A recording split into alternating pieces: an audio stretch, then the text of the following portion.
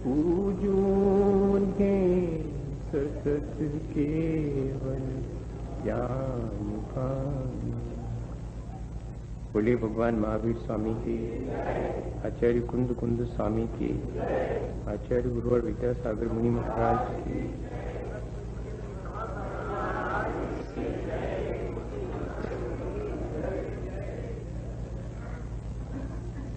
जीवन में यदि हमारे श्रद्धा आ जाती है तो हमारी दृष्टि निर्मल होती है और हमारा जीवन भी अच्छा बनने लगता है। ये बात पिछले कई दिनों से अपन निरंतर विचार कर रहे हैं। अगर इस बात को हम पूरे जीवन भी विचार करते रहें तब भी पर्याप्त नहीं है। हाँ, इस दृष्टि की निर्मलता को प्राप्त जो हम कर लेंगे तब हमारे जीवन की सार्थकता होगी। इसलिए रोज हमारा इस बात पे विचार करना इसलिए अनिवार्य है क्योंकि ये इतनी महत्वपूर्ण उपलब्धि है कि जो एक बार हो जाती है तो फिर इस संसार में जो हम निरंतर संसार के दुख भोगते हैं उनसे पार हो जाते हैं। आचार्य भगवंतों ने इस दृष्टि की निर्मलता पर, इसकी महिमा पर बहुत प्रकार से हमें संबोधित किया है। सम्यक दर्शन संपन्न मपि मातंग देहजम देवा देवम विदुर्भस्म गूढ़ांगारांत रौजसम स्वापि देवोपि देवस्वा जायते धर्म किल विषाद कापि नाम भवेदन्यास संपद धर्माचरीणि नाम। यदि पाप निरोधो अन्य संपदा किम प्रयोजनम अत पापाश्रवोस्तन्य अन्य संपदा किम प्रयोजनम ना सम्यक तो समम किंचित त्रैकाल्ये त्रिजगत्यपि श्रेयो श्रेयस्य मिथ्यात्व समम नान्यतनुभरता। ऐसे बहुत सारे श्लोकों में स्वयं आचार्य समंतभद्र स्वामी इस सम्यक दर्शन की महिमा के बारे में हमें बताते हैं। महिमा बताना हमारे भीतर लालच पैदा करना नहीं है। महिमा बताना हमारे भीतर वास्तविकता का एहसास कराने का उद्देश्य है। और एक बार यदि हमें ये बात अपने मन में, अपने श्रद्धान में आ जावे और हमारा पुरुषार्थ अगर इस दिशा में जागृत हो जाए तो फिर कोई वजह नहीं है कि हम अपने जीवन को अच्छा ना बना पाए। हमारे अपने जीवन में संस्कारवश हमसे बहुत सारी भूलें होती हैं। उन भूलों को निकालने के लिए और जो प्राप्त करने योग्य वस्तु है उसके प्राप्त करने के लिए हमें निरंतर उपाय करते रहना चाहिए।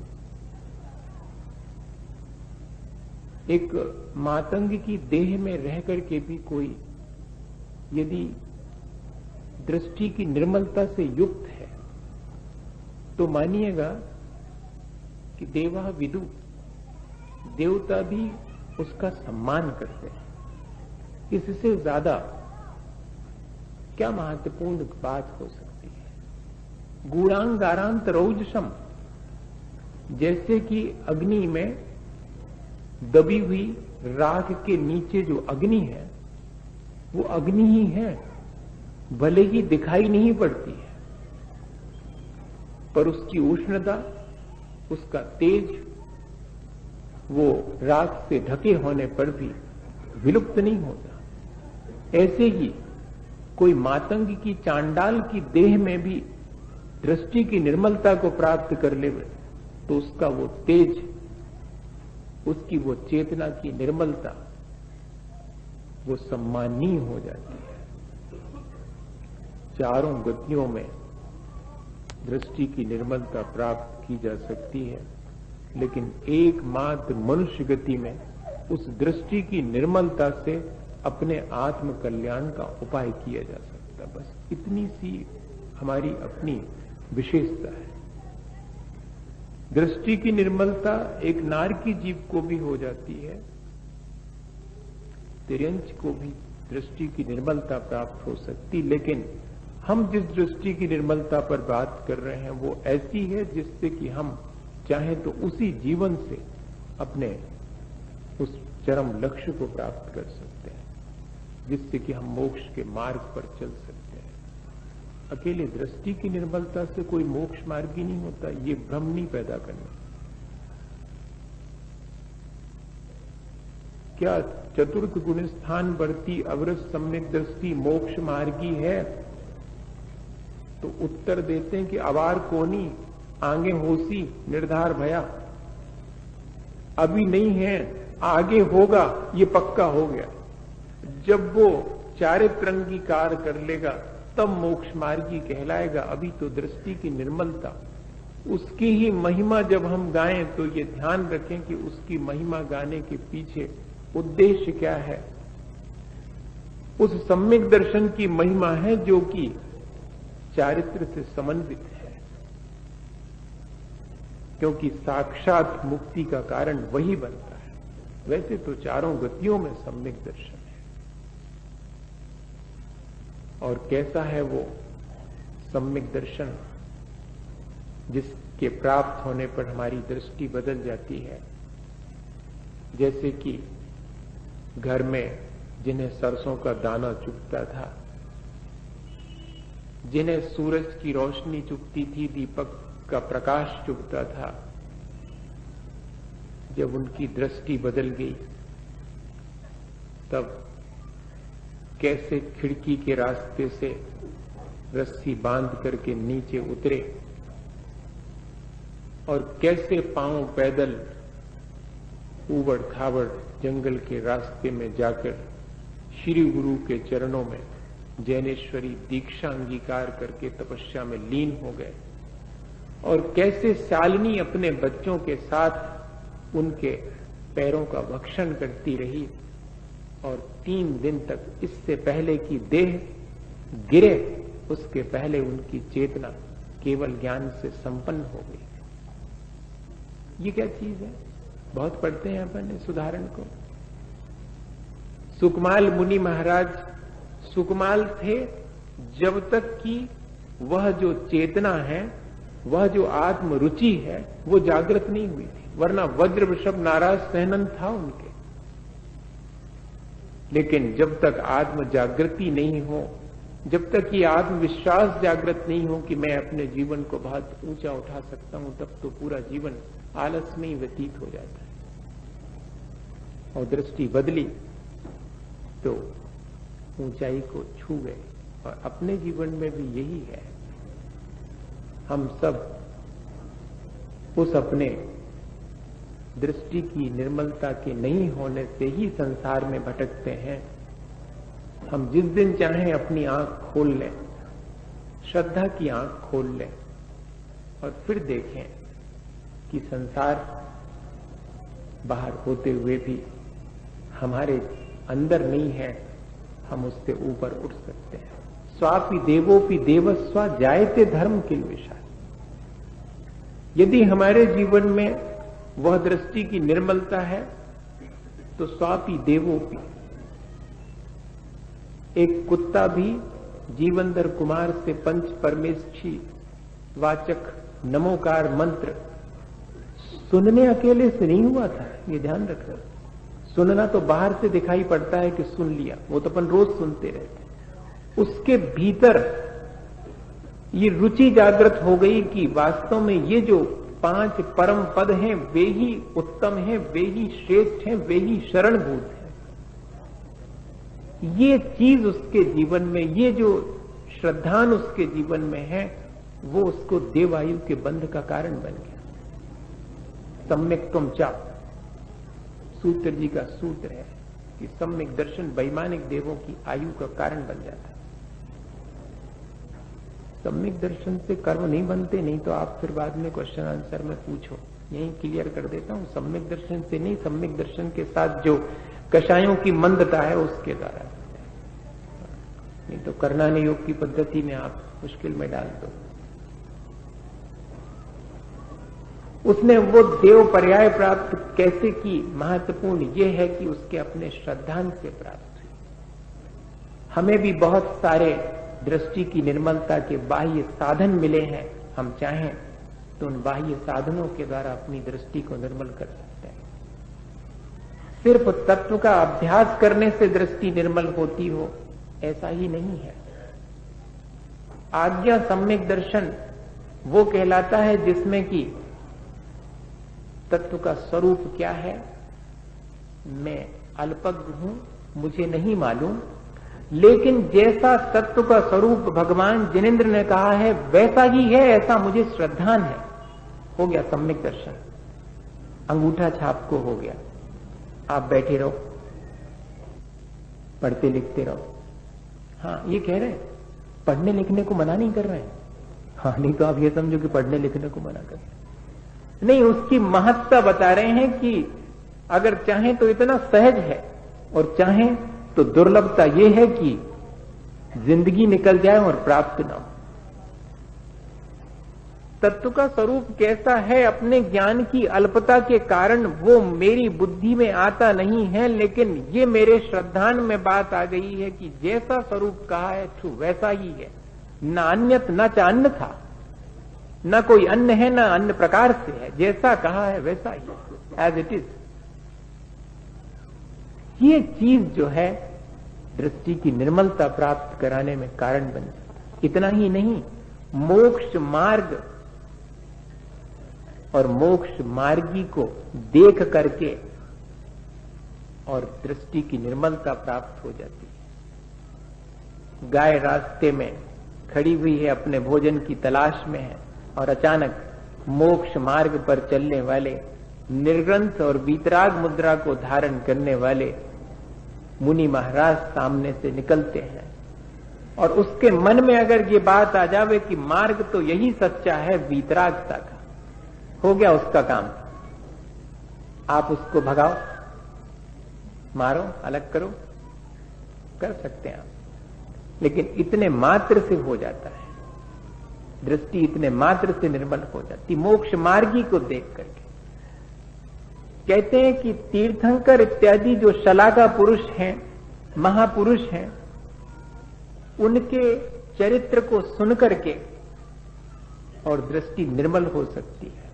लेकिन आज तो पुराण को पढ़ने की परंपरा ही खत्म हो गई। कौन पढ़े, यहां वहां की किस्सा कहानी लिखी हुई है, उसमें तो हे भैया किस्सा कहानी ये काल्पनिक नहीं लिखी, उसमें तो जो महापुरुषों के जीवन में घटित हुआ है, जो हमारे जीवन को प्रेरणा देता है, वो लिखा है। उपदेश के मायने आप कभी पढ़िएगा, सहसा तो विश्वास नहीं करेंगे, मैं जानता हूं, क्योंकि मुझे ही नहीं होता था सहसा विश्वास, बहुत दुर्लभ है। पर लिखा यही है कि उपदेश वास्तव में वो है जिसमें तीर्थंकरों का चरित्र चित्रण किया जाए, वो उपदेश है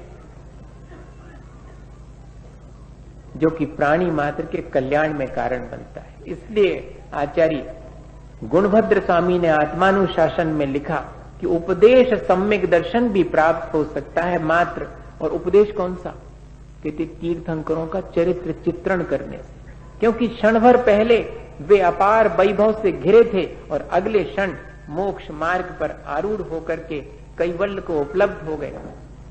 चकित रह जाते हैं कि ये इतना संसार में घिरा हुआ व्यक्ति और क्षण भर में छोड़ करके और जा सकता है, विरक्त हो सकता है, तो मन वैराग्य से भर जाता है, मन उस मोक्ष मार्ग के प्रति श्रद्धान से भर जाता है। इसलिए उपदेश भी सम्यक दर्शन में निमित्त कारण बन सकता है। आचारांग इत्यादि जो चरणानि योग के ग्रंथ हैं, जिनमें की उत्कृष्ट चारित्र की चर्चा सुनी जाती है, उन आचारांग सूत्रों को सुनने मात्र से उस चारित्र के प्रति श्रद्धान हो जाता कि अद्भुत है, ऐसा इंद्रिय विजय, ऐसा महाव्रतों को धारण करना, ऐसा समितियों को पालन करना, ऐसा आज 13 प्रकार के चारित्र का वर्णन करने वाले सूत्रों को सुनने मात्र से और सम्यक दर्शन की दृष्टि की निर्मलता की प्राप्ति हो जाए, ऐसी महिमा है। और इतना ही नहीं, जीवादि पदार्थों का स्वरूप आसान नहीं है समझ पाना, दुर्लभ है, लेकिन किसी एक अक्षर, एक बीजाक्षर के माध्यम से और ज्ञान प्राप्त हो गया। तुस्मास घोषंतो भी शिवभूति नामा मुनि मोक्षं गता। आचार्य कुंद कुंद स्वामी अष्टपाहुड़ में ये बात कह रहे हैं। तुस्मास घोषंतो भी, जिनके गुरु ने उन्हें पंच परमेष्ठी वाचक नमोकार मंत्र दिया था कि ये पढ़ा करे, ज्यादा ज्ञान नहीं था इसलिए नमोकार ही पढ़ा करे। नमोकार में पूरा द्वादशांग है, कभी इस पर चर्चा करेंगे, घंटे पर भी लग सकता है। अगर कभी अपन देखें कि सिर्फ नमोकार, अपन तो कहते अपन को इसने कहो कि नमोकार पढ़ो करे, वो तो पढ़ता ही है महाराज, और कछु बताओ, और कछु और कहां से ले आए, वो ये सब उसमें नमोकार में द्वादशांग है। वो नमोकार उनके गुरु ने दे दिया मुनि बनने के बाद उनको, इसी को पढ़ा करे, तुम्हारा शैवोपम कम है पर यही पढ़ो। वो भूल गए, नमोकार मंत्र भूल गए। अब गुरु जी मुश्किल में कि इनको क्या दिया जाए, छोटा सा संक्षेप में, इसे मां रूसा मां तूसा, राग ने करो द्वेष ने करो, यही मंत्र की माला फेरो। हाँ, क्योंकि राग द्वेष घटावने के श्रद्धान का नाम ही सम्यक दर्शन है। राग द्वेष घटावने के ज्ञान का ही नाम सम्यक ज्ञान है, और राग द्वेष घटावने की क्रिया का नाम ही सम्यक चारित्र है, और कोई बात नहीं, बड़ा स्पष्ट लिखा हुआ है। तो कहते कि राग द्वेष न करो, यही बात पढ़ो, मां रूसा मां तूसा।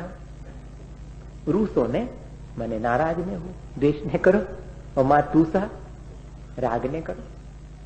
अब उनकी अल्पज्ञता देखो कि ये भी भूल गए, और उसी स्टाइल में, और दूसरी बात याद रह गई कि तुस्मास भिन्नम, मारूसा मातूसा भूलकर तुस्मास भिन्नम घोषंतो, उसी को पढ़ते रहते कि गुरुजी ने यही बताया था। बुद्धि में कुछ नहीं आ रहा था, अल्पज्ञ थे। लेकिन एक दिन जाते समय अपने घर के बाहर चबूतरे पर एक अम्मा दाल बीन रही थी। कौन सी? उड़द की दाल को मराठी में मांस कहते हैं, और उसके भूसे को तुस कहते हैं। बस उतना सा देख करके उनके मन में तुरंत ये बात आई कि अरे, मेरे गुरुजी ये कहना चाह रहे थे कि जैसे दाल से छिलका अलग है, ऐसे ही इस आत्मा से देह अलग है। वेद विज्ञान हो गया, और अगले क्षण जो है, मुनि तो थे ही, बीज बुद्धि नाम की रिद्धि उत्पन्न हो गई। 18 रिद्धियों में से 6ठे 7वें गुण स्थान से नीचे नहीं हो सकती, 64 रिद्धियों में से एक भी रिद्धि नहीं हो सकती। तो रिद्धि प्राप्त होने के बाद, और कहते हैं पूरे बीज बुद्धि रिद्धि होने से पूरे द्वादशांक का ज्ञान हो गया, शुक्ल ध्यान हो गया, और अगले अंतर मुहूर्त में मोक्ष हो गया। आप उनके बारे में विचार करते रहो कि कितने बुद्धू है, काय को बन गए मुनि महाराज हैं, इनको कछु नहीं होने, आज जात है नहीं है, कछु ज्ञान है नहीं है। हे भैया, दृष्टि की निर्मलता महत्वपूर्ण है या कि 4 अक्षर महत्वपूर्ण है? 4 अक्षर का ज्ञान महत्वपूर्ण तब होता है जबकि वे 4 अक्षर का ज्ञान हमारी दृष्टि को निर्मल बना देवे, हमें आत्मा की रुचि उत्पन्न हो जावे, तो वो महत्वपूर्ण हो जाते हैं, वरना क्या महत्वपूर्ण। फिर कह रहे कि किसी को जीवादी पदार्थों का जरा सा इशारा करने पर कि ये 7 तत्व हैं, ये 9 पदार्थ हैं, ये 50 निकाय हैं, ये 6 द्रव्य हैं, जरा सा इशारा करने पर भी, ज्यादा डिटेल भी नहीं किया है, संक्षेप में बता देने मात्र से भी दृष्टि निर्मल हो जाती है। और कोई जो है इन तत्वों का विस्तार से जब स्वरूप सुनते हैं तब उनके लिए दृष्टि की निर्मलता होती है। सब संक्षेप और विस्तार सम्यक दर्शन के भेद हैं। फिर जो जीवादी पदार्थ हैं उनका ज्ञान तो नहीं है, लेकिन अंतरंग में भाव भासना हो जाती है। अल्प ज्ञान होने के वजह से तत्व का स्वरूप पूछा जाए तो 7 तत्वों के नाम नहीं मालूम, और 7 तत्वों का क्या स्वरूप है ये भी नहीं मालूम, लेकिन जैसे हैं वैसा अंतरंग में प्रतिभाषित हो जाता है। ऐसा भी हो सकता है। और वहां कहां फुर्सत धरी उस गाय के लिए कि भाई स्कूल में अपना नाम लिखवावे और अनार को सीखे। अब उसको कहां है इतनी, कौन उन्होंने अपनी गाय का नाम लिखवाया स्कूल में? पहली दूसरी में कहीं लिखवाया होता है? नहीं, कहीं नहीं पढ़ती वो कहीं पर भी, लेकिन भीतर में उसके ये श्रद्धान हो सकता है जीव का क्या स्वरूप है, अजीब का क्या स्वरूप है। आश्रय और बंध मेरे लिए संसार बढ़ाने वाले इसलिए हे हैं, संवर और निर्जरा मेरे लिए उपादेय है। मोक्ष तो मेरे परम उपादेय है ही। ऐसा उसके भीतर भाव वासना हो सकती है। ऐसा ये अर्थ सम्यक दर्शन कहलाता है कि शब्द पर नहीं अटके, शब्द के अर्थ और उसके भाव पर हम पहुंच गए। और एक अवगाढ़ सम्यक दर्शन और एक परमावगाढ़ सम्यक दर्शन, द्वादशांग का प्ररूपण सुन करके जो अत्यंत सुदृढ़ श्रद्धान होता है वो अवगाढ़ सम्यक दर्शन है। और केवल ज्ञान उत्पन्न होने के बाद जो सकल चराचर पदार्थ प्रतिभाषित होने लगते हैं, तब वो जो दृष्टि की निर्मलता है वो तो परमावगाढ़ है। ऐसे 10 प्रकार के बाह्य निमित्त जो कि दृष्टि की निर्मलता के लिए कारण बनते हैं, आचार्य भगवंतों ने हमें दिए हैं। इसलिए दिए हैं कि शायद किसी न किसी माध्यम से और हमें ये जो महत्वपूर्ण दृष्टि की निर्मलता है वो प्राप्त हो जाए। एक देव भी अगर किलबिश यानी पाप से युक्त हो, मिथ्यात्व से युक्त हो, तो एक इंद्री में आकर उत्पन्न हो जाता है। और एक कुत्ता भी पंच परमेष्ठी वाचक मंत्र पर श्रद्धान करके देव पर्याय को प्राप्त हो जाता है। न सम्यक स्वम किंचित त्रयी काले त्रिजगत्यपि। इसलिए श्रेयो अर्थात मेरे लिए कल्याणकारी इस तीनों लोकों और तीनों कालों में सम्यक दर्शन या दृष्टि की निर्मलता से अधिक कोई नहीं है। न मिथ्यात् स्वम किंचित अश्रेयो, और मेरे लिए कल्याण करने वाला है मेरा अपना मिथ्या विचार, मेरा अपना गलत सोच, मेरी अपनी दृष्टि की मलिनता। वस्तु के वास्तविक स्वरूप से मैं बेभान हूं, उसका मुझे विचार ही नहीं है। सब जानता हूं लेकिन अपने से बेखबर हूं। ये जो बेखबरी है वो मेरे लिए सबसे ज्यादा घातक है। अपने ही आत्म स्वरूप को हम जाने तब हमारी दृष्टि निर्मल हो जाती है। या दृष्टि निर्मल हो जावे तो आत्म स्वरूप अपने आप प्रतिभाषित होने लगता है। और उसके लिए ये सारा पुरुषार्थ है, उसके लिए सारा प्रयत्न है। एक व्यक्ति रास्ते से चले जाता था और टकराया। वो टकराने से सब हाथ पैर टूट फूट गए, हॉस्पिटलाइज कर दिया गया। अब क्या करे, वो जिंदा है बस ये कह लीजिएगा, बाकी सब में तो पट्टियां बंध गई। सिर्फ आंख से छोड़ करके नाक से नली डली हुई है सांस लेने के लिए। अब उसका मित्र मिलने आता उससे, और वो अब क्या पूछे। तो इतना ही उसने अपनी संवेदना व्यक्त करने के लिए उससे कहा कि क्यों मित्र, दर्द तो बहुत होता होगा, पीड़ा तो बहुत होती होगी। तो मालूम वो क्या जवाब देता है? कहते हाँ, जब कभी मैं मुस्कुराता हूं तो थोड़ा दर्द होता है, वैसे तो कोई। अरे अजीब आदमी है, इतनी पीड़ा और इसने सब टूट फूट गया, इसके बाद भी ऐसा कह रहा है कि जब मैं मुस्कुराता हूं तब थोड़ी तकलीफ होती। तो उसने कहा कि तुम ऐसी स्थिति में मुस्कुरा भी लेते हो? उसने मालूम क्या जवाब दिया कि अभी ना मुस्कुराऊं तो जीवन भर का मेरा हंसना व्यर्थ हो गया। अब है वास्तव में मुझे हंसने का समय, अब है। तो उसने कहा पहेली बुझा रहे हो, सही बताओ क्या तुम अपने मन में सोच रहे हो? उसने कहा जीवन मेरा पूरा बीत गया, मैं तो ये सोचता था कि इसके टूट फूट जाने से मैं ही टूट फूट जाऊंगा। अब मैं देख रहा हूं कि ये तो सब पूरी टूट फूट गई, लेकिन मैं फिर भी ज्यों कहते हूं ठीक हूं। बताओ मैं कहीं बिगड़ा? मेरे अंदर कोई टूट फूट नहीं हुई, ये पूरा टूट फूट गया है, मैं इससे अलग हूं। अब ये मुझे समझ में आया, ये बात तो हंसने की है, ये बात तो प्रसन्न होने की है, आनंदित होने की है कि मैं तो कौन से भ्रम में था। इतने मात्र से किसी व्यक्ति को दृष्टि की निर्मलता प्राप्त हो सकती भैया, और वरना पूरी जिंदगी भी हम और विभिन्न प्रकार से और उपाय करते रहें, खूब शास्त्र सिर पे ही रख के घूमते रहें। हाँ नहीं, मैं से कह दिया मतलब, नहीं तो घूमने लगो आप। वैसे आप सिर पे तो कोई नहीं रखता, बाजू में जरूर रखते हैं, या अटैची में उसी में टूथपेस्ट टूथब्रश रखा रहता है उसी में, और भगवान की किताब भी रखी रहती है उसी में। ऐसा जरूर करते हैं, या कि बाजू में दबा करके चले जाते हैं। उससे भी नहीं होने वाला। इस बुद्धि में भी बहुत सारी बातें रखे रहने से नहीं होगा। वो तो जीवन में जब घटित हो जाएंगी तब होगा। हम इंतजार करें इस चीज का, अभ्यास बाहर से करें, लेकिन हम सिर्फ इसका इंतजार करें कि कब मेरे जीवन में ये सारी चीजें घटित हों, कब मुझे जीवन में यह अवसर मिले जब जो जो मैंने पढ़ा है, समझा है, सुना है, वो सब मेरे जीवन का अंग बन जाए।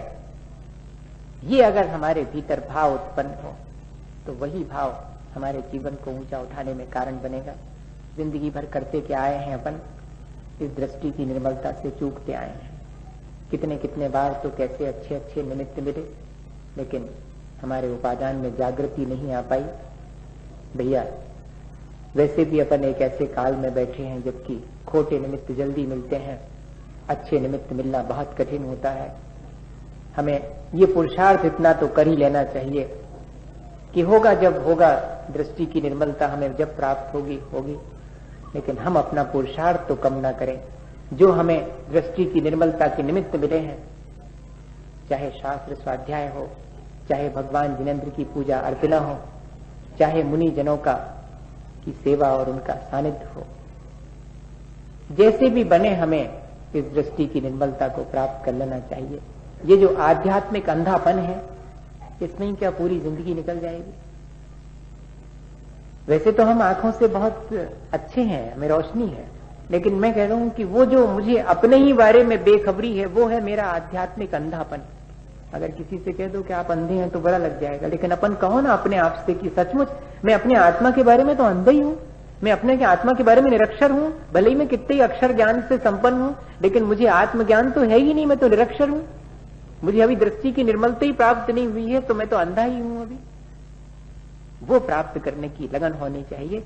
एक बेटा 12 वर्ष में विद्या अध्ययन करके वापस लौटा,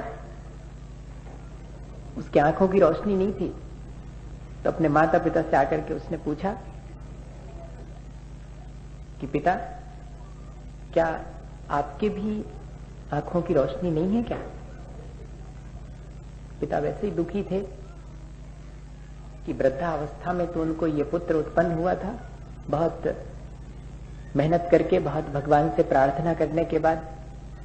हाँ, ऐसा कहानी में है, अपन ये मान के चले, नहीं तो आप कल के दिन भगवान से प्रार्थना करने लगे कि उनसे मिल जाता है। उनको फुर्सत नहीं, वो वहां बैठे हुए हैं आराम से अपने आप में आत्मस्थ, उनको सुनने की आवाज भी नहीं पहुंचती वहां पर। उन्होंने सब मोबाइल सब वहीं, कनेक्शन ही नहीं लिया उन्होंने वहां तक कोई नहीं तो बहुत परेशान हो जाते अपन, तो पढ़ते कहते ये हमारा काम कर दो आप, हैं?